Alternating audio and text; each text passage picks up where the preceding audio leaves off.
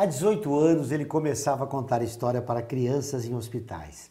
A ideia era transformar o clima de medo e tristeza que existe nesse ambiente. O conselho partiu de uma sobrinha. Tio, leia para elas. Da iniciativa nasceu uma associação que hoje treina voluntários para se tornarem contadores de história em 8 regiões do país.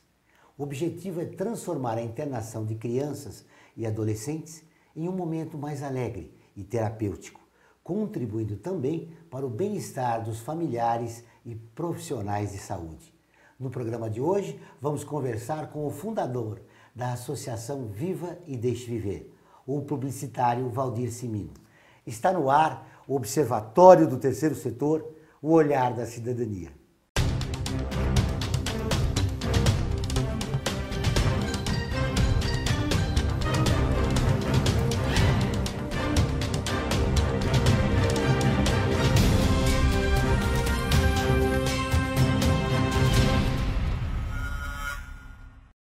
Valdir Cimino é publicitário formado pela Escola Superior de Propaganda e Marketing e mestre em Ciência da Saúde pela Faculdade de Medicina da Santa Casa de São Paulo. Tudo bem, Valdir? Tudo bom, Joel? Como é que estamos? Obrigado pela sua presença. Muito obrigado. Faz obrigado tempo que você, audiência. Faz um tempinho, né, que a gente não se fala. Como começou esse trabalho?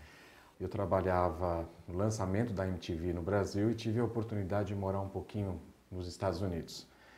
E para melhorar meu inglês, eu me alistei numa ONG chamada English in Action, que era idosos que doavam parte do seu tempo conversando com idosos.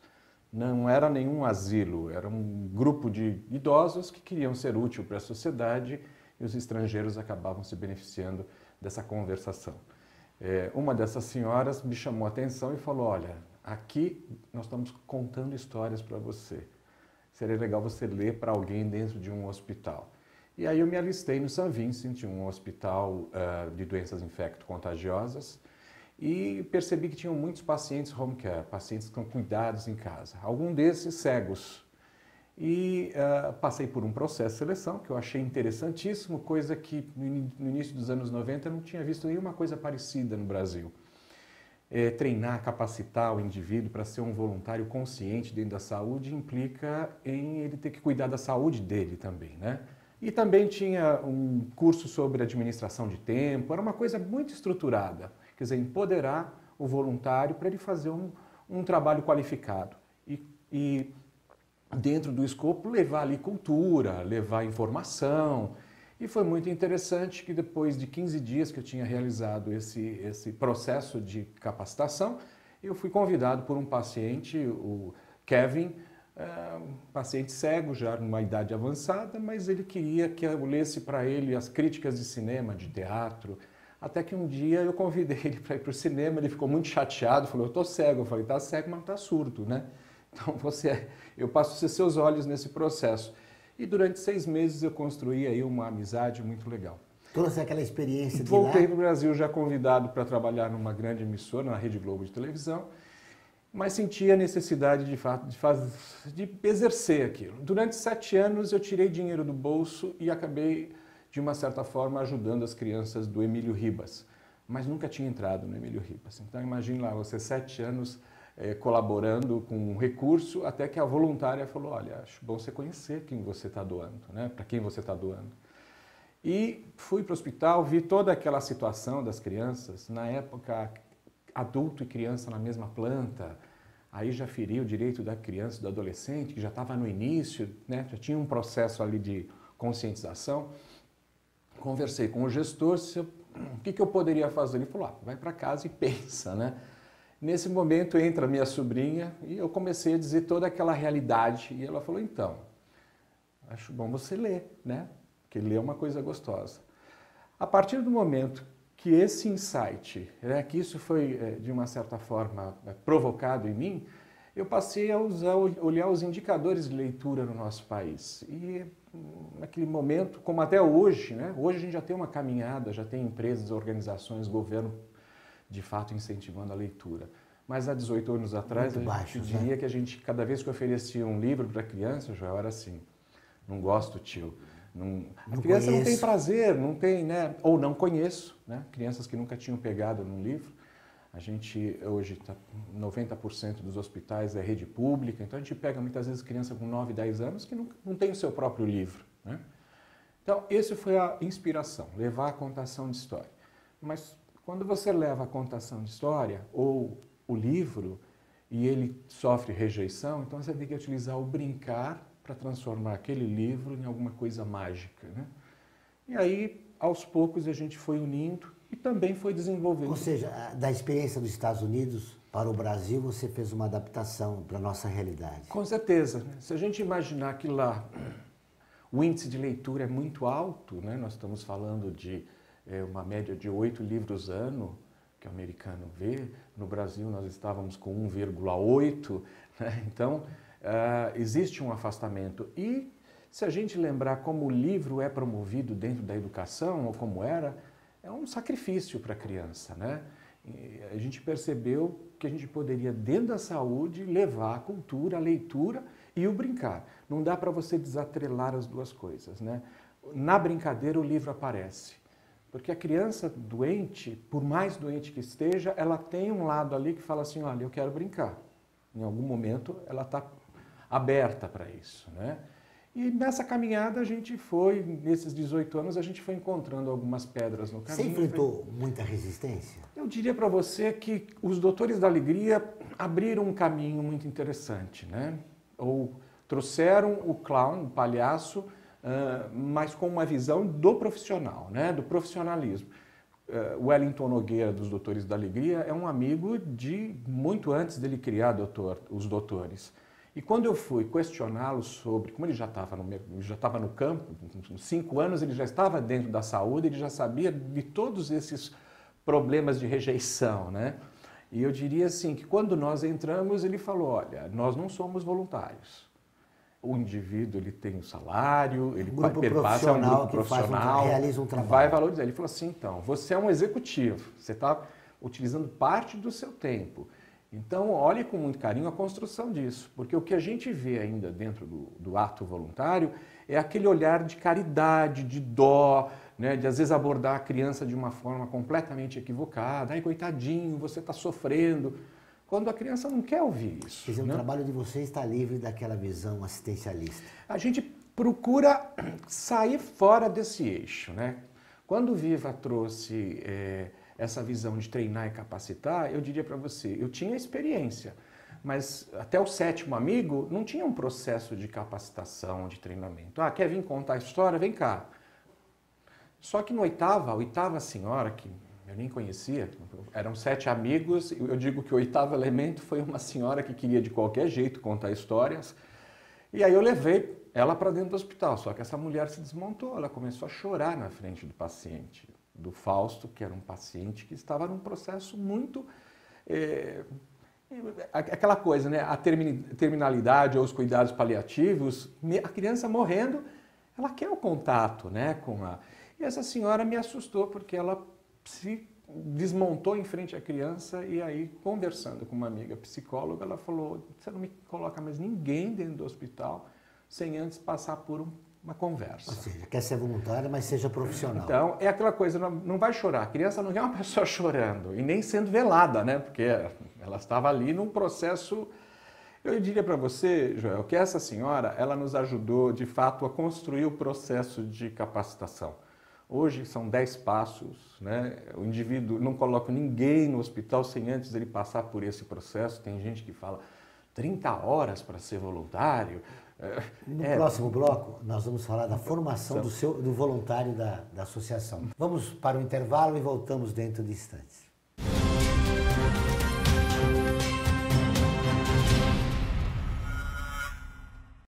A vida nos traz muitas conquistas, mostrando que todo conhecimento e esforço compensaram em cada detalhe, cada emoção.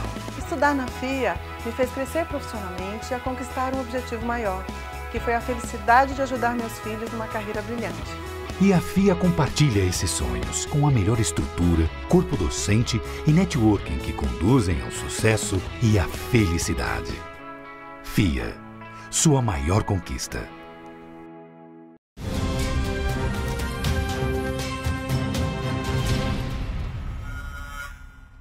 Estamos de volta com o Observatório do Terceiro Setor, o olhar da cidadania. No programa de hoje, conversamos sobre o trabalho da Associação Viva e Deixe Viver na formação de contadores de história. O nosso entrevistado é o presidente da entidade, Valdir Cimino. Valdir, no bloco anterior, a gente fala, você citava o exemplo daquela senhora, né, que chorou diante do menino que está doente no hospital. Como é a formação do voluntário na associação? Então, nós fazemos o processo de capacitação, ele acontece uma vez por ano. Isso em qualquer lugar. Nós desenvolvemos um modelo, são 10 passos de 3 horas cada um, e ali vem a informação sobre a conscientização das regras, normas, práticas do Viva. Quer dizer, por que eu quero estar dentro dessa associação? Porque as pessoas podem contar a história, né, sem necessariamente estar linkadas a uma organização. Mas a nossa preocupação era transformar esse contador de história, ou esse voluntário, não só em um voluntário, mas que ele, de uma certa forma, encontrasse o seu contador de história. Porque tem contador de história que gosta de ler, tem outro que gosta de interpretar, tem outro... Cada um tem a sua habilidade e a gente vai descobrir junto, né, dentro desse programa de capacitação. Vários talentos, né, dentro da atividade. Olha, eu diria para você que 72% das pessoas do corpo de voluntários do Viva hoje são pessoas da área de humanidades. Né? A gente tem exatas dentro desse contexto também, mas é de uma riqueza tão grande a origem da profissão desses indivíduos, da formação, e é isso que faz o Viva ser muito interessante, né? Ter pessoas das mais variadas áreas atuando dentro da saúde. Esse processo de capacitação também vai ensinar o indivíduo a administrar seu tempo, porque no Brasil, a gente há 8 anos monitora o perfil do voluntário do Viva. O indivíduo que acaba não ficando no Viva é aquele que não consegue administrar seu tempo, né? É aquele que coloca sempre o trabalho em primeiro lugar. E uma das coisas que nos chamou muita atenção nesse perfil também é o grau de escolaridade das pessoas que ficam. Você está falando que o tempo do voluntário tem um custo. Eu diria para você o seguinte, lá nos Estados Unidos, desde 83, se valora a hora voluntária. Com o marco legal do terceiro setor, há 2 anos nós conseguimos, junto com o Conselho Federal de Contabilidade, essa credibilidade. É aquilo, qual é a capital humano que uma organização não governamental consegue, né, capitanear o seu entorno? Só para você ter uma ideia, o ano passado, essas 1.200 pessoas representaram quase 60 mil horas doadas contando história. Se a gente lembrar que em alguns hospitais eu desenvolvo pesquisa contínua, né, então as pessoas percebem que a contação de história é interessante, é importante, empodera a criança toma remédio quando não queria tomar, a criança se alimenta quando não queria se alimentar. Então a gente percebe que a contação de história só ajuda. Remédio e contação de história é a melhor coisa para tirar a criança rapidinho de dentro de um hospital. Como é que eu sei que eu daria um bom contador de história? Esse processo de seleção, eu digo que, na verdade, ele é um processo de autosseleção. Eu não digo para as pessoas que elas não servem. Só que na caminhada a gente vai mostrando o desempenho que essa pessoa tem que ter, tem que ir atrás de leitura, tem que ir atrás do mundo infantil, porque não adianta você chegar na frente da sua audiência e não ter informação, né? A criança muitas vezes não quer a história do livro, ela quer a história da sua cabeça, ela quer as histórias que você, de uma certa forma, gosta de contar. A gente tem tido experiências fantásticas, porque nesses 18 anos, muitas pessoas que entraram sem nenhum talento ou achando que não tinha nenhum talento para a coisa, hoje são pessoas que se especializaram na contação de história, foram fazer mestrado, doutorado. E esses voluntários, eu diria mais assíduos ou mais interessados, acabaram virando os nossos oficineiros, os nossos educadores, né? Porque quando o Viva está no Brasil hoje, né? Eu estou dizendo nós estamos em 8 estados do Brasil, mas isso representa 20 cidades, né? Como é que a gente faz para essas coisas acontecerem? Com a boa vontade e com uma organização na gestão, né? Eu venho do mundo do segundo setor, da comunicação, já fui cliente, quer dizer, já passei por todos os lados. Então, se a gente não trouxer para o terceiro setor o mesmo profissionalismo do segundo setor, eu acho que a gente vai ficar culpando sempre o governo, né? O culpado é o governo. Eu acho que essa rede, primeiro, segundo e terceiro setor, é necessário para a gente evoluir e transformar a situação do nosso país. Na abertura do programa, eu destaquei o aspecto terapêutico, né? Isso. Do trabalho que vocês realizam de contadores de história. A área de saúde já reconhece? Já reconhece. Inclusive, acho que essa foi a única mudança que nós fizemos nos 18 anos na nossa missão. A gente não tinha o fator terapêutico, né? Até que um dia uma profissional da área de psiquiatria na Unicamp me fez uma pergunta assim, a queima-roupa, né? O seu trabalho tem fundo terapêutico? Eu falei, eu sou publicitário, eu estudei psicologia, eu sei exatamente com quantas inserções de 30 segundos a gente convence uma pessoa a comprar um produto. Não tem como não ser terapêutico a contação de história, né? Você está abrindo e o outro está se abrindo. E quando a história está propensa para esse acolhimento entre as pessoas, a criança também está contando coisas que a gente jamais suporia ouvir, né, sem a contação de história. Há 8 anos atrás, nós fomos convidados para contar a história na psiquiatria do Hospital das Clínicas. Joel, o que acontece? Nesses últimos 8 anos, nós desenvolvemos uma pesquisa contínua.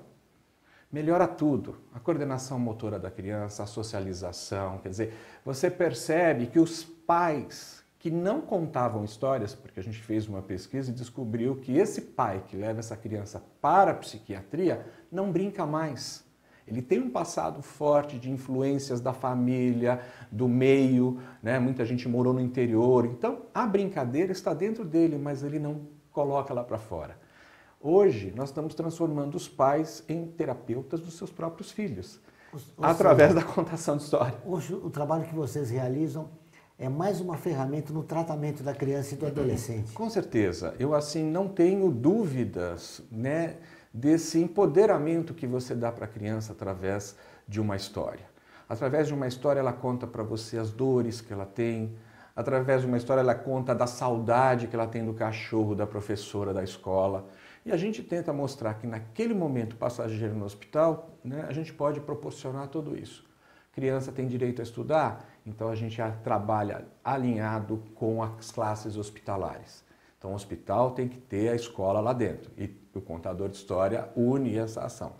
Desde 2005 é lei, o hospital tem que ter brinquedoteca. Mas tem muitos gestores que ainda acham que brinquedoteca precisa ficar fechada, né? Porque senão as crianças quebram os brinquedos. Aí você fala, deixa elas quebrarem, né? É verdade. Vamos agora a mais um intervalo e voltamos dentro de instantes.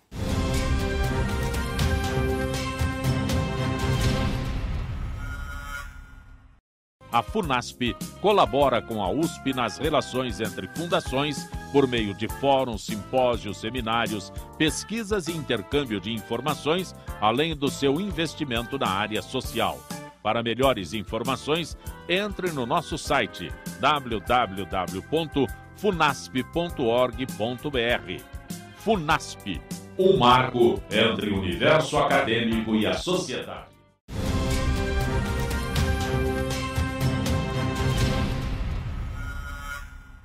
Chegamos ao último bloco do Observatório do Terceiro Setor, o Olhar da Cidadania. Nosso convidado de hoje é o presidente da Associação Viva e Deixe Viver, Valdir Cimino. Valdir, nesse mês de aniversário, de comemoração dos 18 anos, vocês começam uma nova fase. Olha, Joel, a gente, maioridade, né? As responsabilidades são muito maiores. Vem atrelado a essa mudança, o nosso programa de seleção e capacitação do voluntário vira uma disciplina. Então, a Universidade do Estado da Bahia acolheu, nós servimos lá 4 grandes hospitais e a universidade entendeu que se o futuro médico, enfermeira, nutricionista, fisioterapeuta tiverem a contação de história dentro da sua formação, a gente está levando isso para a transversalidade, a contação de história na transversalidade, na formação desse indivíduo. Então, isso para nós, ter uma universidade apoiando e acreditando nesse processo, só vem coroar esses 18 anos com muito profissionalismo. Um outro fator que nos destaca foi a Fundação Itaú Social, que quis entender o que muda na vida de um hospital, de uma família ou contador de história. Nós fizemos essa pesquisa junto ao Hospital Menino Jesus, aqui em São Paulo. É um hospital referência, né, junto ao setor público, mas também é uma OS, tem a OS que cuida, que é o Sírio-Libanês, que é um parceiro, foi o nosso segundo hospital, né? Só para te falar algumas coisinhas importantes dessa pesquisa, 73% dos pais vão ler mais para os seus filhos.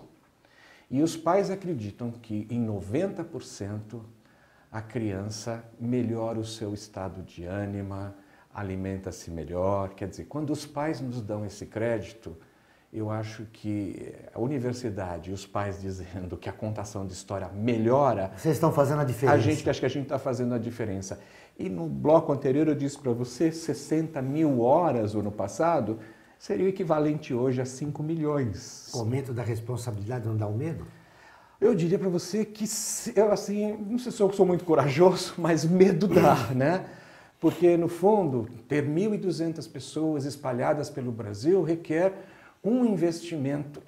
E é esse investimento que, às vezes, eu vejo que ele é muito pequeno perante a transformação social que nós estamos desenvolvendo, ele ainda é pouco entendido pelos investidores. Um dos fatores que a gente está trabalhando muito no nosso país, que ainda o nosso país é uma lanterninha nesse quesito, é a pessoa física. Quando a pessoa física perceber que ela pode ser um doador ao entorno da sua casa, adotar uma organização não governamental e passar a ser o colaborador, eu acho que a sociedade muda. Essa é a nossa esperança. Para que isso aconteça, é necessário uma transparência. E o marco regulatório do terceiro setor veio aí para compensar isso. Como é que você vê esse adiamento do governo? Eu diria para você que a gente está sofrendo com tudo, né, Joel? Eu acho que a gente está vivendo assim o fundo do poço. Quem é que vai pensar no terceiro setor se tem tanta corrupção e tanta coisa a ser consertada? Eu diria assim, esse empurramento, esse postergamento só deixa mais triste, né, a situação de um setor que vem de fato querer transformar o país. Mas a gente tem que lembrar que dentro desse terceiro setor também tem muitas organizações que foram criadas para desviar. Quer dizer, então, mais uma vez, se o cidadão, pessoa física, adotar uma ONG, acompanhar, ir lá, se ele está dando R$10, R$15, seja lá o que for, não é só dar, vai ver, acompanha, vê o que está acontecendo. Eu acho que aí sim a gente começa a separar o joio do trigo. Então, nessa linha de raciocínio, a gente percebe que o terceiro setor precisa da sua regulamentação. E com isso, com esse adiamento, aumenta a desconfiança da população e inibe as doações. Esse só vai sobreviver quem tiver indicadores, quem tiver informação. Quer dizer, eu não estou mais falando de sorriso de criança, de felicidade, porque isso a gente sabe que a gente faz mesmo e ponto. Eu estou falando de indicadores, de gente impactada, de transformação, de criança saindo mais cedo do hospital. Nós temos um médico no Rio de Janeiro que ele leva a criança para uma festa do sapo. Ele está economizando no tempo da sala de cirurgia, ele está economizando na analgesia, quer dizer, é isso que nós queremos mostrar. Quando você mostra isso, eu acho que a gente reverte um pouquinho essa situação do terceiro setor. Muitas vezes as organizações não têm os seus indicadores formatados, pensados, articulados, e é isso que faz o terceiro setor perder a sua credibilidade. E principalmente quando políticos, né, sem consciência alguma, utilizam o terceiro setor como lavagem de dinheiro, como descaso. Acho que a gente precisa... Essa situação precisa mudar, né? Precisa mudar imediatamente. Eu diria que eu sempre vi primeiro, segundo e terceiro setor andando junto. Mas essas diferenças ainda fazem, eu acho que a população sofrer bastante, né? Isso desanima? Não, eu não sou uma pessoa de... Minha mãe sempre falava assim, você é teimoso, né? Você vence pelo cansaço. Eu acho que é isso, a gente não pode desanimar. Porque se desanimar, a gente está entregando toda essa riqueza para gente que não é correta, né? Eu acho que não consigo ver. Acho que quem atua no terceiro setor tem uma visão de missionário, né? Eu me sinto um missionário dentro da saúde, me sinto respeitado hoje dentro da saúde. Alguns anos atrás, como você falava, um publicitário dentro da saúde era complicado, né? Não é à toa que eu fui caminhando, cheguei às ciências da saúde, o meu mestrado, e fui estudar a formação do médico. E você é um dos pioneiros em falar em profissionalização no terceiro setor? Com certeza, porque em 92 o terceiro setor, né, os movimentos sociais tinham, né, alguma força, mas a gente percebeu que a partir de 96, e essa história de olhar para o voluntário, valorar o Viva, com certeza foi a primeira organização a falar, a botar esse assunto em pauta. Muito bem. Naquela primeira historinha que você contou nos Estados Unidos, para agora, para esse complexo e essa grandeza que se tornou o Viva e Deixe Viver. Suas conclusões finais. Daqui 10 anos, como estará o Viva e Deixe Viver? Olha, eu sempre vejo com essa abertura de a gente não só treinar voluntário, mas levar também o nosso trabalho para os profissionais da saúde, para a educação. O Viva está entrando dentro da educação agora, né, levando a prevenção da saúde. Essa é a minha visão. Não está restrito somente à contação de história aos voluntários, mas sim à sociedade. Quando a gente tiver uma sociedade contando boas histórias, professores contando boas histórias, profissionais da saúde envolvendo as famílias e os pacientes, todo mundo ganha. Então, o que eu espero no futuro, de fato, é ter os próprios profissionais da saúde e os educadores engajados em boas histórias, histórias que façam, de fato, que sejam um exemplo para essa futura geração que está chegando, transformar o nosso país. Histórias que façam a diferença em nosso país. Histórias saudáveis. Prazer em vê-lo. Obrigado pela entrevista. O Observatório do Terceiro Setor dessa semana termina aqui. Para rever esse e outros programas, acompanhar nosso programa de rádio, notícias, comentários dos colunistas, acesse o portal observatórioterceirsetor.com.br ou nossa página no Facebook. Participe do Observatório do Terceiro Setor na construção de uma sociedade mais justa, solidária e sustentável. Até o próximo programa. O Observatório do Terceiro Setor é uma plataforma de mídia que desde 2012 se dedica a mostrar o trabalho das entidades de interesse social. Durante esse tempo, mais de 1 milhão de pessoas acompanharam nossa atividade na divulgação de ações e campanhas das organizações sem fins lucrativos, mostrando as boas práticas nas áreas de saúde, educação, direitos humanos, meio ambiente e cultura, e o seu impacto na sociedade brasileira. Estamos presentes no rádio, às terças e quintas, às 14 horas, na rádio Trianon AM 740. Na TV, às quartas-feiras, à meia-noite, na NET Cidade, Canal 2. E na internet, com um portal e perfis no Facebook e no Instagram. Hoje, já contamos com um acervo de mais de 15 mil minutos de gravação, com cerca de 400 personagens que fazem a diferença no terceiro setor. E atingimos mais de 40 países. Observatório do Terceiro Setor, o olhar da cidadania.